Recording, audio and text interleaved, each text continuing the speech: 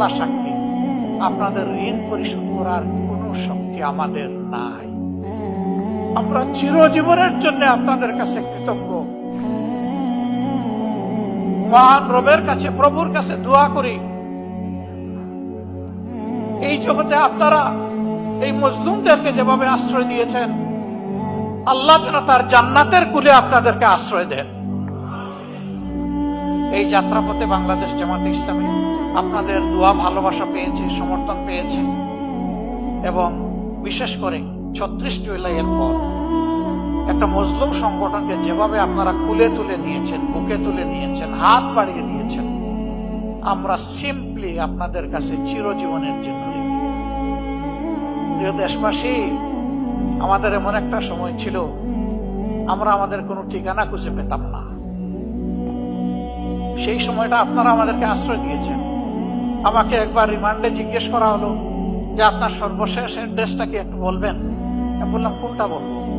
বলে যে কোনটা মানে? বলে আমার তো শত শত অ্যাড্রেস। বলে স্যার, এই অবস্থায় আপনি আমাদের সাথে একটু হালকা আনন্দ ভাগাভাগি, বলছিল মস্করা করতে পারেন। নো, আমি মস্করা করছি না, দিস ইজ রিয়েলিটি। বলছিল আপনি কি একটু বুঝিয়ে বলবেন আপনি কিভাবে শত শত বাড়ির এবং ঠিকানার মালিক?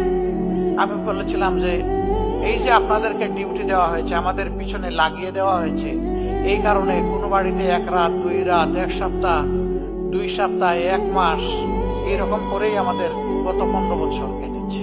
এখন কোনটা বলবো? বলে যে আপনার আর প্রেজেন্ট অ্যাড্রেস আমাদের লাগবে না। That was reality. আমাদেরকে আশ্রয় দেওয়ার মানে ছিল নিশ্চিতভাবে জীবন, ইজ্জত এবং সম্পদের ঝুঁকি নেওয়া।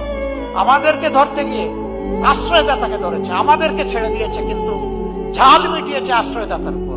তুমি কেন এদেরকে আশ্রয় দিলে? That was the reality of Bangladesh.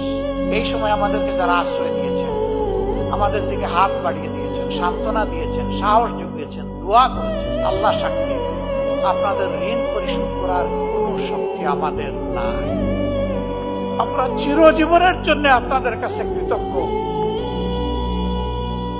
মহান রবের কাছে, প্রভুর কাছে দোয়া করি, এই জগতে আপনারা এই মজলুমদেরকে যেভাবে আশ্রয় দিয়েছেন, আল্লাহ যেন তার জান্নাতের কুলে আপনাদেরকে আশ্রয় দেন। প্রিয় দেশবাসী, আপনাদের এই ঋণ আমরা পরিশোধ করার জন্য সামান্য চেষ্টাই দুনিয়ায় চালাতে চাই। যে দুর্নীতি আর দুঃশাসনের কবলে চাপা পড়েছিল প্রিয় বাংলাদেশ, ওই চ্যাপ্টা বাংলাদেশ থেকে আমরা একটু টেনে উঠাতে চাই। সেদিন যেভাবে হাত বাড়িয়ে দিয়েছিলেন, আজকেও আশা করি আপনারা আমাদের দিকে হাত বাড়িয়ে দেবেন। ইনশাআল্লাহ আমরা সবাই মিলে ভালো থাকতে চাই।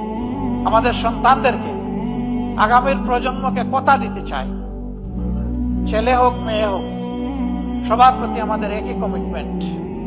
আমাদের জীবনের শেষটুকু দিয়ে তোমাদেরকে একটি পরিচ্ছন্ন, একটি প্রসপারাস এবং একটি শান্তির বাংলাদেশে রেখে যেতে চাই। আল্লাহ তাআলা আমাদেরকে তৌফিক দান করুন।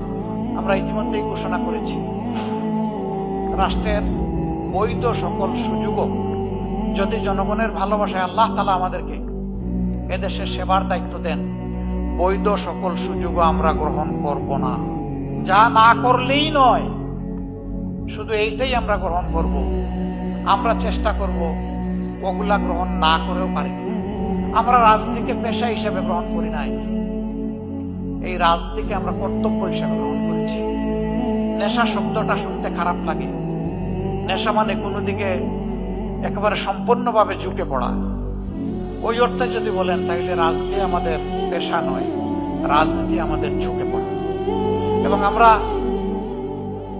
দুনিয়ায় রাজনীতি করি না কোনো পদ পদবীর জন্য, সম্পদকে ফুলিয়ে ফাঁপিয়ে বড় করার জন্য। আমাদের রাজনীতি সার্থক হবে যদি জনগণের চোখের পানি থেমে গিয়ে টুকটের কোনায় সামান্য একটু হাসি ফুটে ওঠে। এটি হবে আমাদের রাজনীতি।